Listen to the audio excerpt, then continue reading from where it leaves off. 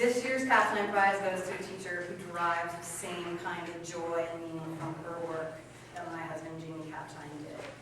With the same unwavering commitment to young people, she carries on Jamie's mission and legacy with every breath she takes, and we are honored to present her the 2015 Kapteyn Prize.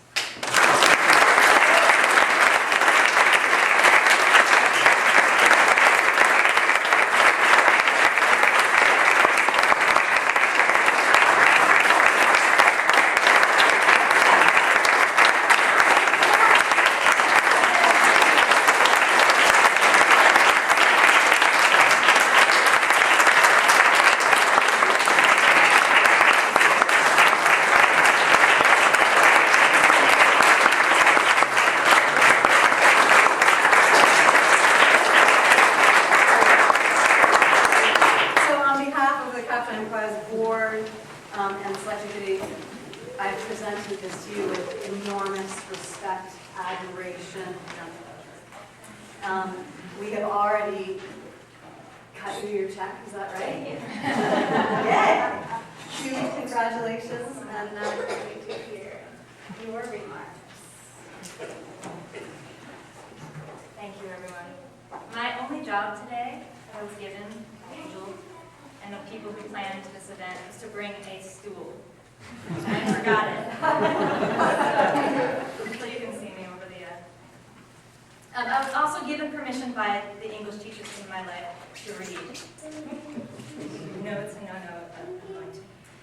Thank you, Bob and Karen, and the entire past prize cohort, and congratulations on your achievements. Thank you to Kirsten and Molly and the entire board for your warm welcome. I am privileged to be receiving this prize in honor of James Kapteyn and his investment in the lives of young people he worked with. It's clear that he placed a high value on personal connection and made this core human need a priority in his teaching practice. This is the kind of instinct that makes a good teacher, the kind of teacher who's respected, appreciated, and remembered, not just by students, but by parents and peers as well. I want to express my profound gratitude, both for receiving this award and for being able to work in this district. I can't imagine a more supportive and nurturing environment for teaching and learning. I've been fortunate to have innumerable opportunities to learn from colleagues who constantly inspire, administrators who truly care, and of course, the most consistently fascinating and informative influences on my own practice, my past and current students.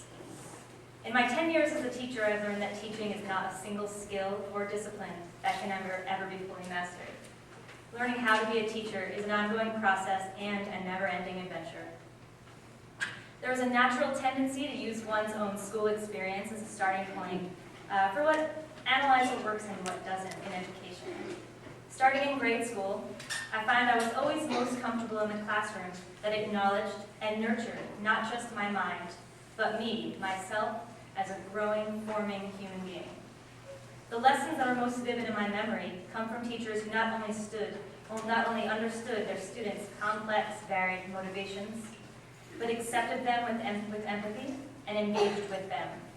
Teachers in my past, and teachers like Jamie, understood that this is only possible when a real connection is formed.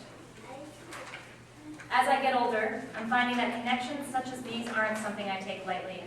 In fact, on my mental list of general life priorities, making real, meaningful connections has risen to the top. As a lifelong, socially awkward introvert, this surprises me. But I've come to realize a simple truth. The kinds of casual, superficial interactions we can so easily fall back on aren't the ones that make a difference. What lasts and what inspires and rewards is really getting to know someone. In teaching, it's allowing emotion to share a portion of the stage.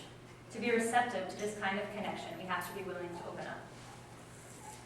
I was the type of kid who didn't shy away from mentor relationships. I was, and still am, most comfortable with people who are willing to share wisdom and exchange ideas. It's no surprise then that I have many examples of teachers who fit this role. Mrs. Simmons, my middle school PE teacher, would allow me to skip other classes and spend my time in the gym. This could and probably should seem like a less than shiny example of a model teacher, but I know that she did this because she understood me. She recognized the genuine need I had for her guidance and for some extra face time. To truly have an effect on someone, we have to base our actions on an understanding of what's already affecting them. Teachers like Mrs. Simmons get this, and more importantly, they act upon it. Because of her, and in contrast to the standard early adolescent experience, I loved middle school. Mrs. Seeger, my 9th grade English teacher, was a kind and gentle instructor to all of her students. During silent reading one day, she noticed me with my head down on the desk. As she kind of approached from back, and I braced myself for what was to come, she gently patted my head and said, "It's okay to continue to rest, that sometimes we just need a moment to ourselves." This simple expression of respect taught me that my needs and emotions were valid, and that being human was an acceptable part of being a student. As a student, these moments where I felt connected to emotion or to someone else on a real human level were a consistent influence on my own emotional and human development through my years in school and beyond. My music teachers were perhaps the most inspiring to me. The best ones taught me how to play music skillfully, but more significantly, they showed me how to fall in love with a collection of sounds.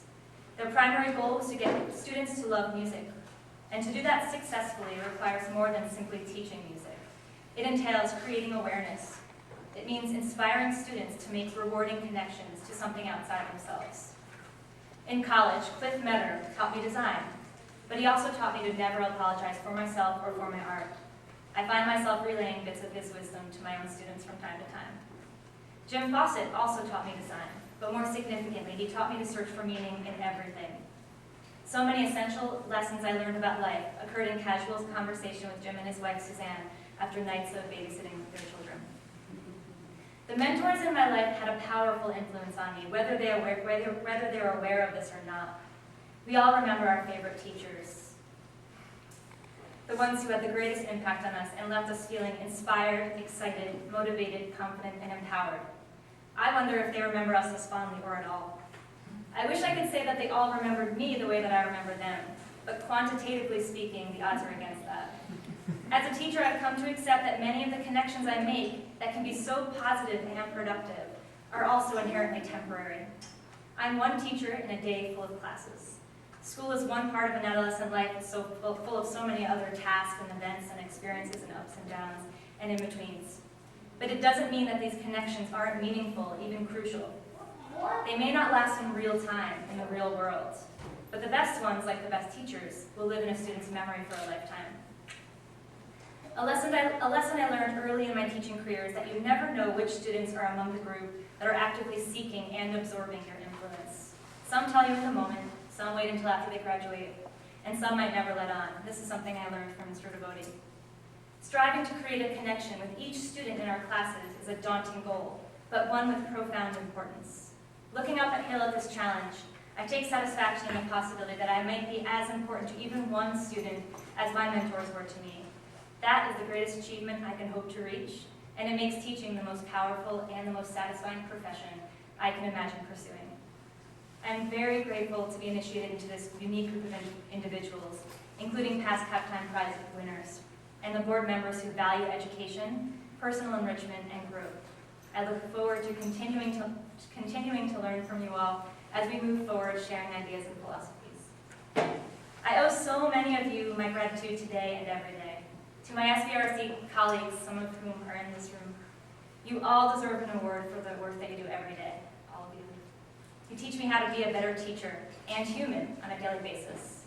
I know I can enter every one of your rooms with a simple problem and leave wiser, more refreshed, and more confident to tackle it. Thank you to my fearless administrators, Kari, Dave, and Glenn. Mr. Devoti, I couldn't dream of being under the guidance of a better principal. You are the poster child for the educator who values the human in all of us. Thank you for caring about who we all are as people and not just worrying about the bottom line. To my family, thank you for being here today and for your tolerance, love, and support. My sister is crying and it's I've learned more from you than from anyone, but that's a whole other speech, one that would be pretty funny. And of course, thank you to my students. Two really great ones are over there somewhere. Past and present, who make my job truly inspirational. I am in awe of your blossoming humanity, and I'm very grateful I get to hear your stories, witness you grow, and spend my time with you every day. Thank you.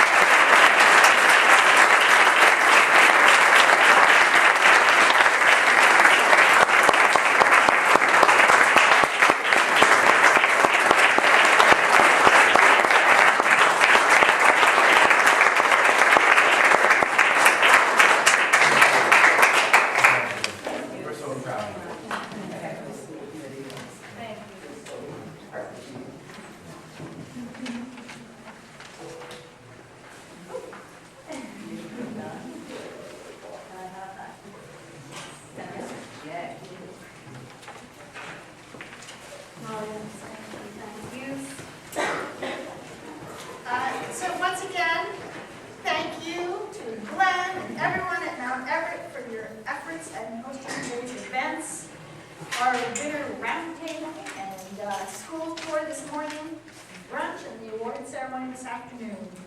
Special thanks to all the students who prepared our delicious meal. Actually, the biscuits are great. Huge thanks again as well to Maeve and your team and Berkshire Taconic. We'd also like to thank Athena Clayakos of the Good Brain Project for the fascinating and fruitful discussion among our winners that she facilitated this morning. We look forward to hearing Kari tell us about how she chose to use her prize in next fall's award ceremony. And we would love to see some of you again next year. Again, congratulations, Kari, and thank you, everybody.